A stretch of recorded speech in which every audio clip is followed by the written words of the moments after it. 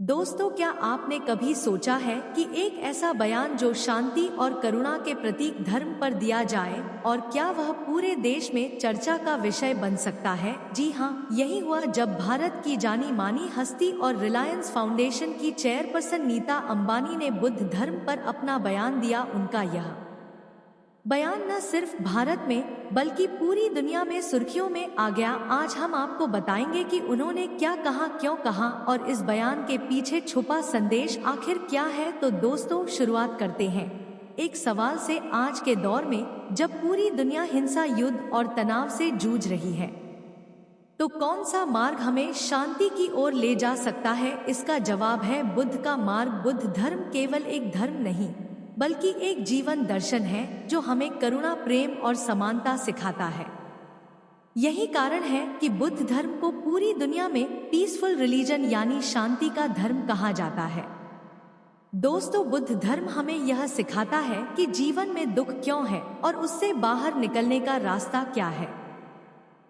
भगवान बुद्ध ने 4 आर्य सत्य और अष्टांगिक मार्ग के जरिए हमें यह समझाया कि अगर हम करुणा और मध्यम मार्ग को अपनाएं तो जीवन में हर कठिनाई से पार पाया जा सकता है। यही कारण है कि बुद्ध धर्म को अपनाने वाले न केवल भारत में बल्कि पूरी दुनिया में करोड़ों लोग हैं। लेकिन इस महान धर्म और इसकी धरोहर को दुनिया के सामने लाने का जो काम नीता अंबानी ने किया है वह वहाँ कई ऐतिहासिक है। तो जानेंगे पूरी खबर। तो दोस्तों, आप अंबेडकर साहब 678 यूट्यूब चैनल। तो दोस्तों, हमारी आपसे एक ही विनंती है, अगर आप चैनल पर नए हो तो चैनल को अभी के अभी सब्सक्राइब करो और वीडियो को भी लाइक कर दो और वीडियो अपने दोस्तों के साथ शेयर कर दो। और हाँ, अगर आप इस वीडियो को अंत तक नहीं देख सकते तो अभी वीडियो को छोड़ दें। तो चलिए वीडियो शुरू करते हैं।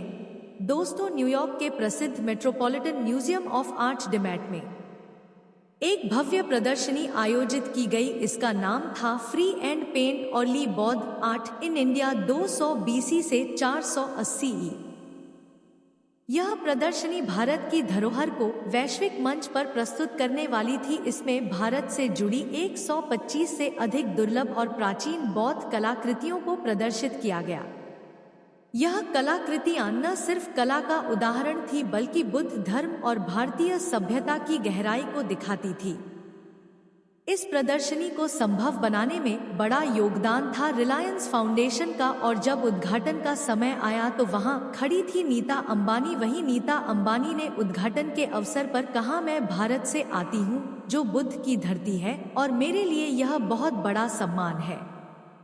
फाउंडेशन की साझेदारी से मैं 3N सरपंच प्रदर्शनी का समर्थन कर पाई। उन्होंने आगे कहा, बुद्ध की शिक्षाएं भारत की आत्मा और संस्कृति से गहराई से जुड़ी हुई है और आज भी पूरी दुनिया की सोच को दिशा दे रही है।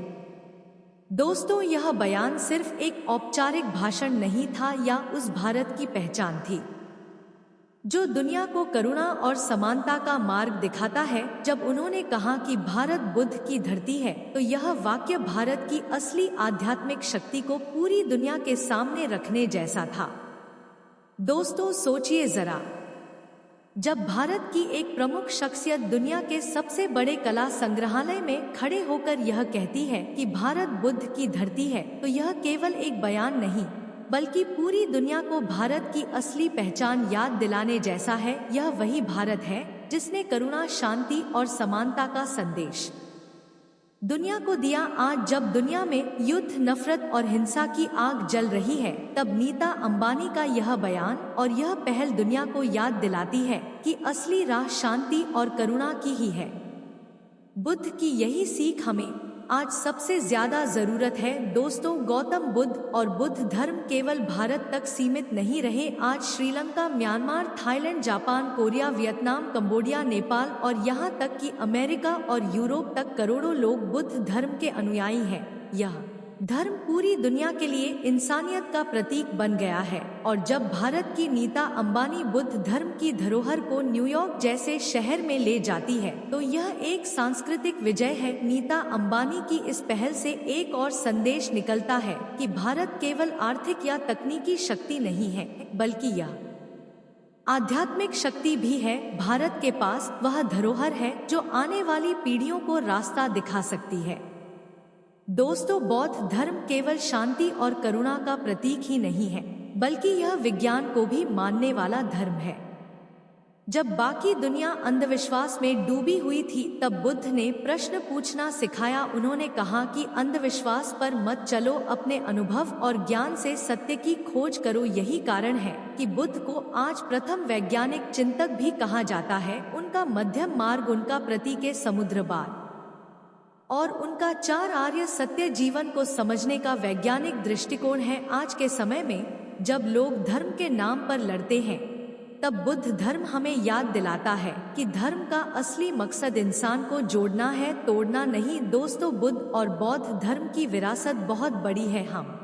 हमारे पास नालंदा विश्वविद्यालय जैसे प्राचीन ज्ञान केंद्र थे, जहां दुनिया भर से विद्यार्थी आते थे। आज भी बुद्ध की मूर्तियां, स्तूप और गुफाएं हमारी धरती पर इतिहास की गवाही देती है। लेकिन सवाल यह है कि क्या हम इस धरोहर को संभाल पा रहे हैं? यही वह जिम्मेदारी है जो हर भारतीय की है। हमें इस धरोहर को सिर्फ संजोना ही नहीं, बल्कि आने वाली पीढ़ियों तक पहुंचाना भी है। गौतम बुद्ध की शिक्षाएं केवल एक धर्म तक सीमित नहीं है, यह पूरे मानव समाज की धरोहर है। चाहे आप किसी भी जाति, धर्म या देश से हो, बुद्ध का संदेश आपको समान रूप से प्रेरित करता है। नीता अंबानी का यह कदम कि उन्होंने बुद्ध धर्म और भारतीय कला को न्यूयॉर्क जैसे शहर में प्रस्तुत किया, यह हर भारतीय के लिए गर्व की बात है। उन्होंने यह साबित कर दिया कि भारत की ताकत केवल उसकी अर्थव्यवस्था नहीं, बल्कि उसकी संस्कृति और अध्यात्म में भी है। दोस्तों, हमें याद रखना होगा कि बुद्ध धर्म केवल प्राचीन ग्रंथों या मूर्तियों तक सीमित नहीं है।